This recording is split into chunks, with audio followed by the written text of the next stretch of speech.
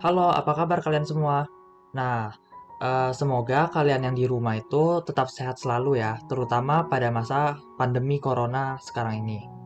Nah, walaupun kita ini berada di rumah gara-gara corona dan menganut sistem HBL dari sekolah, yaitu home based learning, saya tetap berharap kalau kita semua itu tetap dapat belajar secara maksimal. Terutama kan sekarang ini udah mau ujian penaikan kelas ya. Jadi saya sangat berharap bahwa teman-teman tetap belajar secara sungguh-sungguh supaya mendapat nilai yang maksimal juga. Nah, pertama-tama perkenalkan dulu, nama saya sendiri itu Alex dari Sekolah Dian Harapan dan Mogot. Saya sendiri merupakan anak SDH kelas 12 dan dalam video ini saya dan beberapa teman saya akan membahas mengenai distribusi binomial. Ini teman-teman saya seperti yang kalian bisa lihat di layar. Itu di sana ada Alex, saya sendiri, ada Gabriel, ada Eric, ada Andrew, dan juga ada Wella. Nah, dari video ini, saya sangat berharap untuk dapat membantu kalian semua, terutama teman-teman kita yang di kelas 12 ini, untuk belajar dan memahami mengenai distribusi binomial. Emang distribusi binomial itu kelihatannya agak ribet sih, agak susah ya. Tapi ini sebenarnya gampang kok. Nah, tanpa basa-basi, yuk kita langsung aja mulai membahas.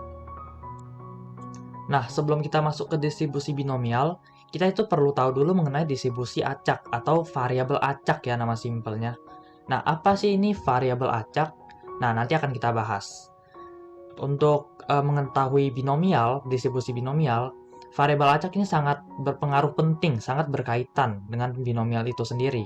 Karena itu, dalam video ini kita tidak hanya akan membahas mengenai distribusi binomial, tapi juga membahas sedikit mengenai distribusi acak, mengenai definisinya, jenis-jenisnya, ciri-cirinya, dan beberapa contoh soal untuk membuat teman-teman lebih paham dan mendalami mengenai distribusi acak ini.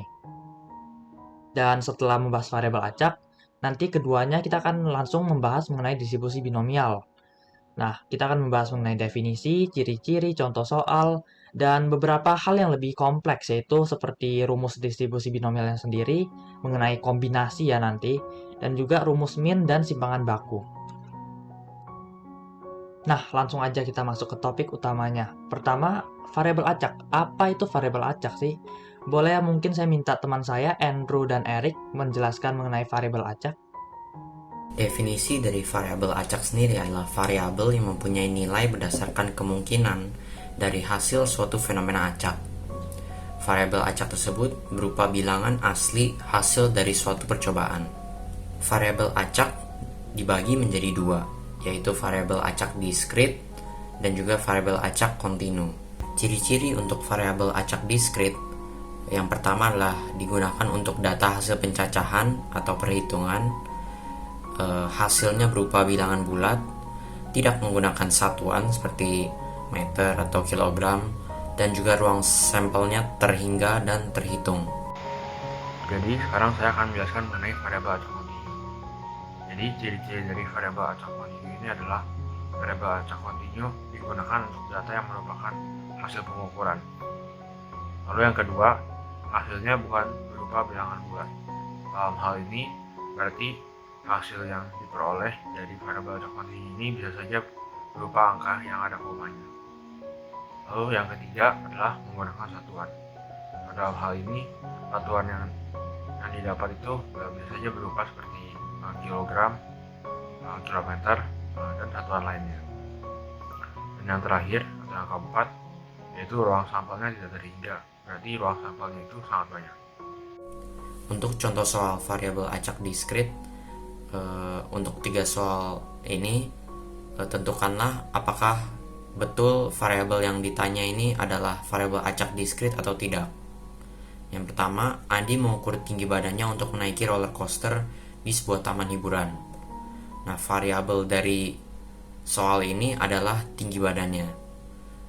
Tentunya untuk tinggi badan kita biasanya menggunakan satuan cm, sehingga otomatis ini bukanlah variabel acak diskrit. Dan yang kedua, seorang mandor sedang menghitung berapa karyawan yang tidak masuk kerja pada hari itu.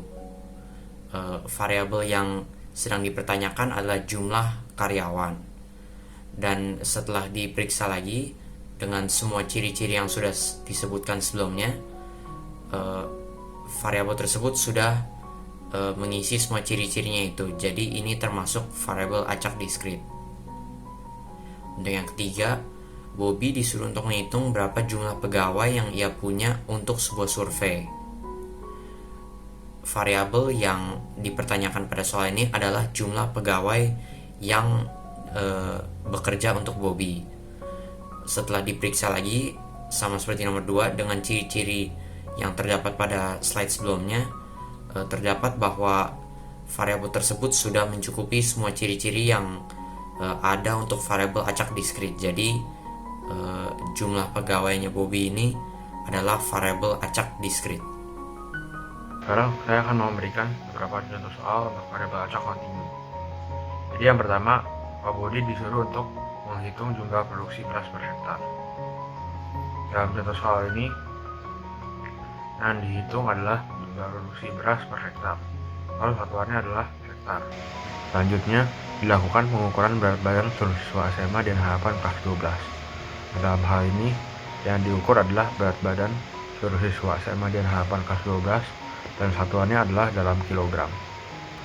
Lalu yang terakhir, dilakukan pengecekan suhu tubuh pada setiap pengunjung sebelum masuk ke mall pada masa pandemi COVID-19 ini. Jadi, yang dihitung dalam contoh soal ini adalah suhu tubuh pada setiap pengunjung yang akan masuk ke mall pada masa pandemi COVID-19, dan satuan yang diukur adalah Celsius atau bisa juga Fahrenheit. Terima kasih kepada Erik dan Andrew untuk penjelasannya.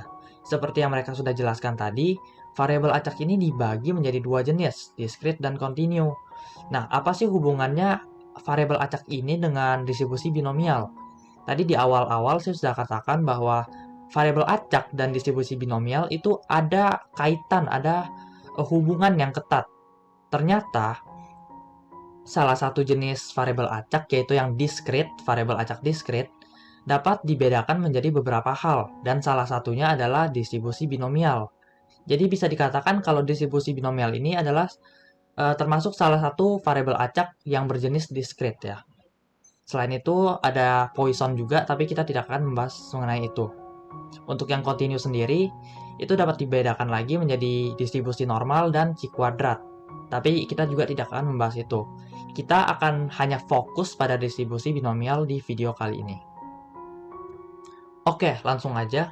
Apa sih itu distribusi binomial? Nah, dari namanya sendiri, binomial, ya kita udah tahu kalau ini ternyata merupakan suatu distribusi probabilitas yang hanya mempunyai dua kejadian. Antara lain, hanya sukses atau gagal, ya atau tidak, ditolak atau diterima, dan seterusnya. Intinya cuma ada dua kejadian itu. Kalau lebih dari dua kejadian, itu bukan lagi merupakan distribusi binomial. Pengertian lain dari distribusi binomial bisa juga diartikan sebagai distribusi peluang diskrit yang dapat dilakukan berulang kali, dan setiap percobaan itu bersifat independen. Nah, apa sih maksudnya independen? Itu akan saya bahas di slide berikutnya bersama dengan ciri-ciri dari distribusi binomial. Nah, ini dia ciri-ciri dari distribusi binomial. Ada 4 ciri-cirinya, dan nggak beda jauh sama pengertiannya tadi. Ya, nomor 1, hanya mempunyai dua kejadian. Namanya kan binomial kan? Nah, jadi cuma punya dua kejadian. Nomor 2, probabilitas kejadian selalu tetap sama. Jadi misalnya peluang sukses dan peluang gagalnya, misalnya dalam suatu kejadian suksesnya 10%. Nah, itu artinya gagalnya kan 90% kan? Udah logika, nggak mungkin itunya tiba-tiba 80%. 10%-nya lagi hilang kemana? Nah, karena itu probabilitas kejadian itu harus selalu tetap sama. Dan juga yang ketiga, setiap percobaan bersifat independen. Apa artinya independen? Nah, ini saya akan jelaskan sekarang. Independen artinya satu kejadian nggak akan mempengaruhi kejadian lainnya.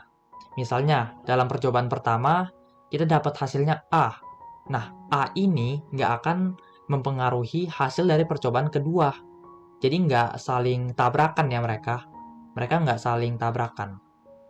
Nah, untuk yang keempat, data merupakan hasil pencacahan.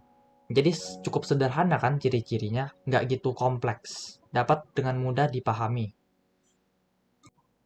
Nah, berikut ini saya akan melampirkan 3 contoh soal untuk mengidentifikasi mana soal binomial dan mana soal yang bukan binomial. Ini untuk melatih pemahaman kalian semua ya, supaya kalian itu dapat membedakan mana itu binomial, mana bukan. Lihat aja ciri-cirinya tadi. Kalau ada soal yang tidak termasuk dalam ciri-ciri binomial tadi, artinya ya bukan binomial soalnya. Nah, ini akan saya minta tolong kepada Kak Gabriel. Silakan Kak Gabriel mungkin akan membacakan atau menjelaskan mengenai 3 contoh soal ini. Jadi sekarang kita akan membahas tentang contoh soal distribusi binomial. Jadi soal yang pertama adalah Alex melemparkan 5 buah dadu. Berapakah peluang untuk mendapatkan dadu yang bernilai lebih dari 3? Dengan L adalah banyaknya dadu yang bernilai lebih dari 3. Nah, ini termasuk binomial. Kenapa? Karena syarat pertama, kejadiannya itu hanya boleh 2. Nah, ini kejadiannya itu ada 2, yaitu adalah skenario pertama adalah jumlah angka pada dadu itu lebih dari 3. Lalu yang kedua adalah jumlah angka pada dadu itu kurang dari 3. Jadi ini binomial. Lalu yang berikutnya adalah ini independen. Karena dadu 1 itu tidak akan mempengaruhi dadu kedua. Hasil yang kita, kalau angka dadu pertama mendarat di angka 5 atau 6 atau 1, 3 gitu, nggak akan mempengaruhi angka yang nantinya akan keluar pada dadu kedua. Nah, jadi ini independen dan juga peluangnya itu harus tetap sama. Nah, peluangnya di sini tetap sama, yaitu untuk mendapatkan dadu bernilai lebih dari 3 itu berarti peluangnya adalah 3/6 atau setengah. Mau kita lempar berapapun hasilnya, dadu pertama, dadu kedua, dadu ketiga, semua dadu itu mempunyai kesempatan yang sama untuk lebih dari 3, yaitu adalah setengah. Dan yang berikutnya itu adalah ini merupakan hasil dari data pencacahan atau perhitungan karena ada angkanya. Lalu nomor 2, Pak Gabriel menulis 30 nama muridnya di sebuah kertas dan memilih 5 nama secara acak. R ada rata-rata nomor absen yang dipilih dari nama anak yang dipilih. Jadi ini bukan binomial. Kenapa? Karena yang pertama, syaratnya itu mempunyai 2 kejadian. Di sini itu bukan mempunyai 2 kejadian, karena di sini yang diminta itu rata-rata nomor absen. Nah, sedangkan kita tahu rata-rata nomor absen itu peluangnya ada banyak. Bisa rata-rata bisa 1, bisa 2, bisa 3, bisa 4, bisa 5. Seperti itu. Dan nggak ada 2 pilihan. Dan juga ini kita di sini kan ngomongin kayak nama anak yang dipilih. Di sini tuh ruang sampelnya itu bukan hanya 2 saja, bukan B lagi, tapi banyak, karena bisa saja yang terpilih si A, si B, si C, si D, dan itu harus kita hitung satu-satu dan itu bukan 2. Lalu berikutnya adalah independen. Ini di sini tidak independen karena di sini kita tidak mengembalikan namanya yang sudah dipilih. Jadi untuk percobaan pertama itu berarti kemungkinan untuk salah satu orang terpilih itu adalah 1/30. Namun untuk percobaan kedua itu 1/29, 1/28, 1/27. Karena jumlah muridnya itu sudah hilang 1 kan, karena 1 sudah terpilih. Nah, terus karena tidak independen juga, maka otomatis probabilitasnya pasti akan berubah. Dari yang ada 1/30 jadi 1/29, jadi 1/28, dan seterusnya. Dan juga ini memang merupakan pencacahan, tapi karena sudah 3 syarat itu tidak terpenuhi, maka ini bukan distribusi binomial. Lalu kita lanjut ke yang nomor 3. Dalam sebuah deck kartu terdapat 52 kartu. Pak Erik mengambil 5 kartu secara acak dengan adanya pengganti. X adalah kartu king yang diambil oleh Erik. Nah, di sini ini termasuk binomial. Kenapa? Karena pertama, binomial itu ada 2 kemungkinan kejadian. Yang pertama adalah Erik mengambil kartu king, lalu yang kedua adalah Erik tidak mengambil kartu king. Itu ada 2, berarti ini termasuk binomial. Lalu berikutnya adalah independen. Ini tuh independen karena kartu king yang kalau Erik tidak mengambil kartunya itu akan dikembalikan lagi. Jadi percobaan pertama dia pasti probabilitasnya itu 4/52. Lalu dia akan kembalikan lagi kartunya, jumlah kartunya tetap sama, jadi 4/52 lagi, 4/52 lagi. Jadi ini termasuk independen karena dia pengganti. Dan karena otomatis ada pengganti independen seperti yang saya sudah jelaskan sebelumnya, maka otomatis ini juga peluangnya itu sama. Dan ini juga terakhir adalah merupakan pencacahan karena ada angkanya. Pencacahan itu kan perhitungan. Jadi contohnya segitu aja. Oke, jadi kita akan membahas tentang distribusi peluang diskrit. Nah, jadi apa itu peluang distribusi peluang diskrit? Distribusi peluang diskrit adalah tabel, fungsi, rumus, atau grafik yang mencantumkan semua kemungkinan nilai beserta nilai peluangnya. Yang dimaksud di sini apa? Yang dimaksud di sini adalah, jadi nanti itu bakal kelihatan nilainya itu berapa. Misalnya nilainya 1 untuk keluar, peluang untuk keluar 1 mata dadu, atau misalnya peluang untuk keluar 2 mata, peluang untuk keluar 2 kali mata dadu nomor yang 2 kali mata dadu pertama, ya seperti itu. Nanti ada contohnya untuk lebih gampang, nanti saya berikan. Dan rumus umumnya itu adalah nilai frekuensi titik sampel dibagi frekuensi kumulatif atau frekuensi total semua frekuensinya. Nah, distribusi peluang diskrit ini itu syaratnya itu ada 2 yang paling penting. Yang pertama adalah peluang suatu nilai itu tidak boleh negatif. Lalu yang berikutnya, yang kedua adalah total peluang itu kalau dijumlah harus sama dengan 1. Nah, jadi di sini udah ada contohnya. Ini contohnya suatu toko majalah A mencatat bahwa banyaknya majalah yang dibeli oleh pelanggannya dalam satu hari itu 23%. Kalau dia beli kalau dia beli 2 majalah itu 38%, kalau dia membeli 3 itu 21, kalau dia membeli 4 itu 13%, dan kalau dia beli 5 itu 5%. Nah, di sini kita bisa lihat di sini sudah ada tabel dan juga grafiknya. Karena seperti yang kita setujui sebelumnya, distribusi peluang diskret ini kita bisa sajikan dalam bentuk tabel, grafik, ataupun rumus juga bisa. Nah, jadi di sini pertama ini termasuk distribusi peluang diskret atau enggak? Mari kita lihat bersama-sama. Jadi di sini kita bisa lihat bahwa peluang untuk enggak ada yang beli majalah sama sekali itu 0,0%. Lalu untuk peluang yang untuk orang itu membeli satu majalah itu 23% atau 0,23 dan seterusnya. Nah, kita bisa lihat di sini tidak ada nilai negatif dalam probabilitasnya ya. Jadi ini syarat satu terpenuhi. Lalu syarat yang kedua, kalau dijumlahkan totalnya itu harus 1 atau harus 100%.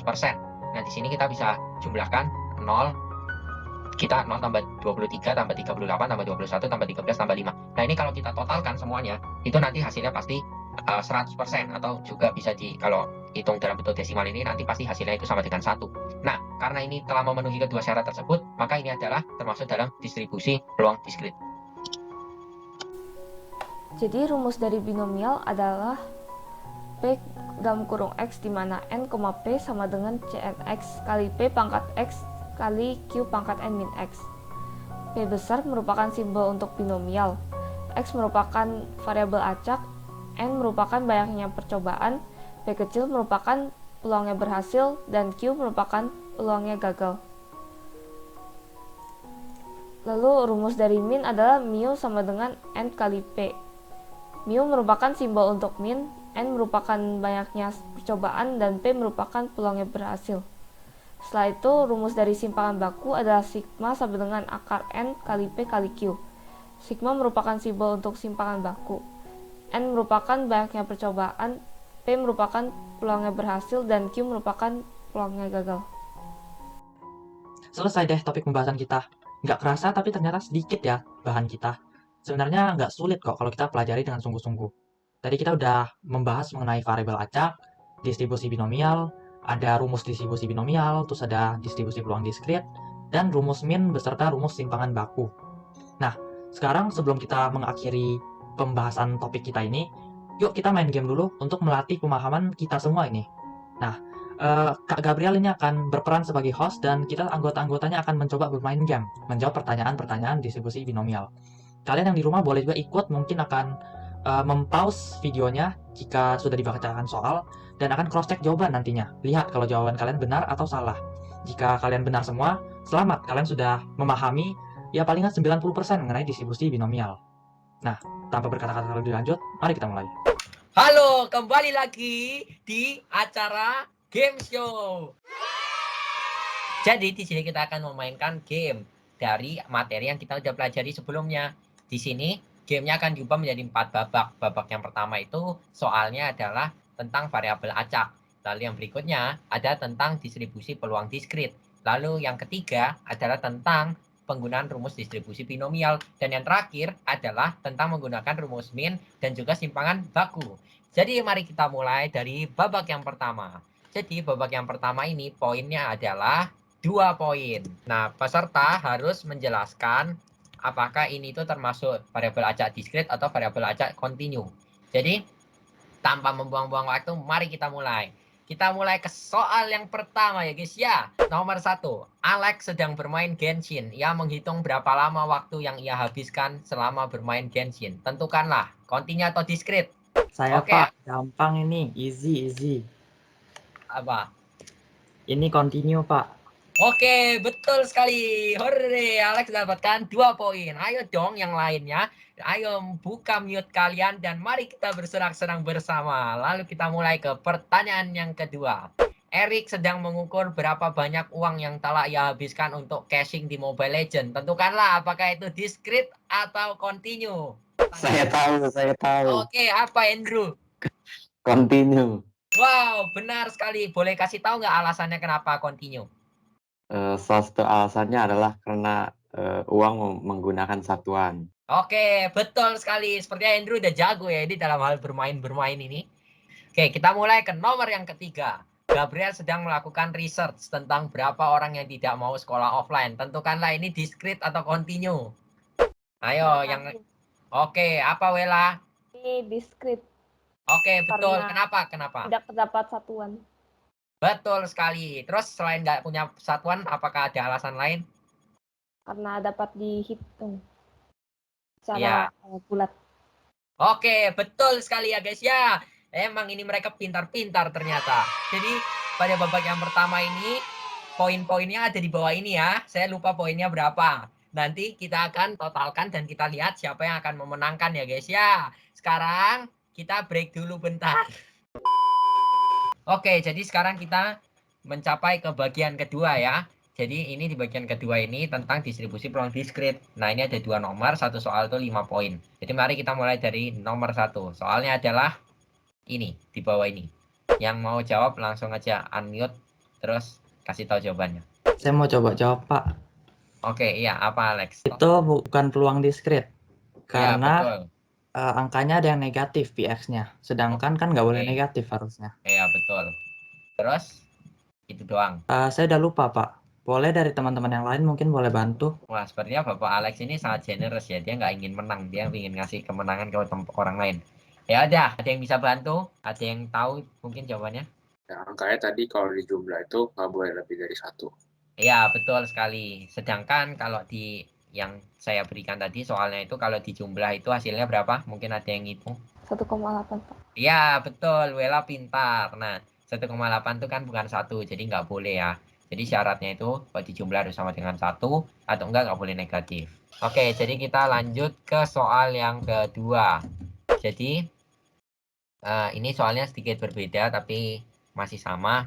Ini di sini saya punya tabel. Nah, di sini ini adalah tabel distribusi peluang diskrit. Nah, nilai dari Y itu berapa? Ayo, Saya nanti coba jawab, Pak. apa yang dulu apa? Y-nya 0,05, Om. Iya, betul. Alasan. Kita perlu alasan di sini, Andrew. Kan syarat untuk distribusi peluang diskrit itu harus pokoknya kalau ditambahin semua jadi 1. Wih, Andrew pintar. Jadi pada ronde kali ini Andrew dapat 5 poin. Yeay. Sekarang tenang. Kalian tidak usah berkecil hati dulu karena kita masih punya banyak babak-babak seru lainnya. Masih ada babak 3 dan juga babak keempat. Jadi langsung saja kita ke babak berikutnya. Oke guys, kita sekarang berada di babak yang ketiga. Jadi mari kita mulai ya guys ya. Ini tentang binomial. Jadi kita mulai. Soal yang pertama. Alex sedang gacha di Genshin. Peluang untuk mendapatkan karakter bintang 5 adalah 0,05%. Jika Alex hanya memiliki 480 Primogem dan satu kali wish itu atau satu kali putar itu adalah 80 Primogem, maka peluang Alex mendapatkan 2 karakter bintang 5 adalah ada yang udah Saya, Pak, dapat. akan selesai. Oke, siap Alex. Udah dapat Lex. Berapa jawabannya? Peluangnya. Peluang dapat 2 karakter bintang 5 jadinya 0,03. Oke, betul sekali. Boleh dikasih tahu gimana cara kerjanya ke teman-teman kita yang ada di rumah ini?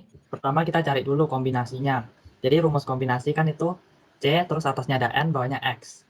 Nah, Ya, kita tahu kalau X-nya itu kan udah langsung disebutin 2 karakter bintang 5, berarti X-nya itu 2. Nah, buat N-nya kita harus hitung dulu. Kita itu dapat nge-spin gacanya berapa kali. Nah, dibilang kalau ada 480 Primogem dan satu gacanya butuh 80. Jadi 480 bagi 80, kita dapat nanti N-nya itu 6. oke. Ya, jadi tinggal masukin aja rumus kombinasi yang sederhana yang biasanya dipakai. Itu N faktorial dibagi X faktorial, habis itu dikaliin sama N kurang X faktorial. Nah, nanti dapatnya itu kan kombinasinya itu jadi 15. Nah, terus dikaliin sama peluang sukses, terus dikali lagi sama peluang gagal.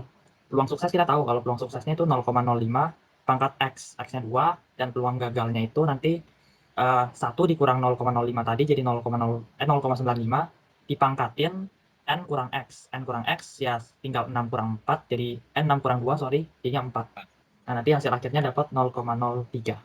Oke, hore. Baik sekali penjelasan dari Alex ini ya. Jadi, mari kita lanjut ke nomor yang kedua. Ayo dong, yang lain lebih semangat lagi dong. Ayo, masa mau ketinggalan poinnya sama Alex? Oke, jadi kita lanjut ke nomor yang kedua ya. Oke, jadi nomor yang kedua. Erik melakukan coin toss. Berapakah peluang Erik mendapatkan Garuda 2 kali jika ia melempar koin tossnya 3 kali? Saya coba jawab, Pak. Oke, Andrew. Berapa, Drew? 3/8 bukan? Ya, betul sekali. Kalau diubah ke persen jadi berapa, Drew? Oh ya, 37,5. Ya, betul sekali. Andrew pintar. Oke, sekarang kita nomor 3. Ayo dong, ini Wela sama Erik harus jawab ini. Ini poinnya banyak loh. Jadi, soalnya adalah Andrew sedang mengerjakan ulangan 10 soal benar salah. Tetapi ia sedang bermain Mobile Legends sehingga tidak bisa di-pause. Sehingga ia menjawab secara random nih soal ulangannya. Maka peluang Andrew untuk mendapatkan nilai pas 80 adalah Oh, saya Pak, oke, tuh Wela ketemu tuh. Gimana Wel? Berapa jawabannya Wel? dapatnya 0,0439 atau 4,39%. Oke, boleh. Mungkin beda pembulatan aja ya. Boleh, benar-benar. Gimana Wela caranya Wela? Jadi pertama itu 10 faktorial 8 dikali setengah pangkat 8 dikali setengah pangkat 2. Dari 10 faktorial 8 ketemu 45. Hmm. Dari setengah pangkat 8 ketemu 1/256. Dan dari setengah pangkat 2 ketemu 1/4.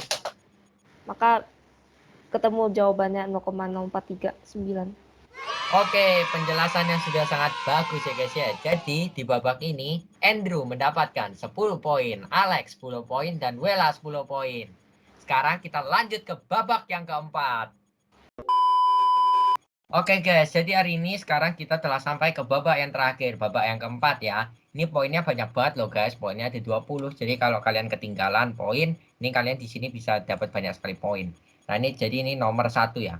Nomor 1 soalnya bisa dilihat di bawah sini. Ini nanti ada soal keluar. Oke, jadi ayo tentukan berapakah standar deviasinya dan juga berapakah mean-nya untuk P sama dengan 0,25. Saya mau coba jawab, Pak. Oke, boleh Alex, berapa Alex? Untuk min-nya kan kita tahu, kita pakai rumus N kali P. Jadi langsung aja 6 kali 0,25 tadi. Jadinya itu dapat hasilnya nanti 1,5. Itu buat min-nya.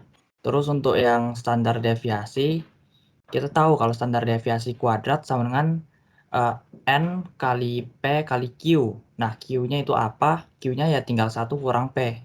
Jadi kita udah ketahui tuh semua angka-angkanya. N-nya 6, P-nya 0,25, Q-nya 1 dikurang 0,25, yaitu 0,75. Nah, dikaliin terus nanti tinggal kuadrat dari standar deviasinya dipindahin ke ruas kanan, itu kan jadi akar kan. Jadi akar kali N kali P kali Q nanti dapatnya 1,06. Oke, benar sekali Alex. Ya, jadi itu untuk nomor pertama ya. Lalu kita lanjut aja langsung ke nomor yang kedua. Sebuah dadu bersisi 6 dilempar 12 kali. Dan X adalah mata dadu 6 yang muncul pada setiap pelemparan. Tentukan nilai min dan simpangan baku dari distribusi X. Ayo, berapa min-nya, berapa simpangan bakunya?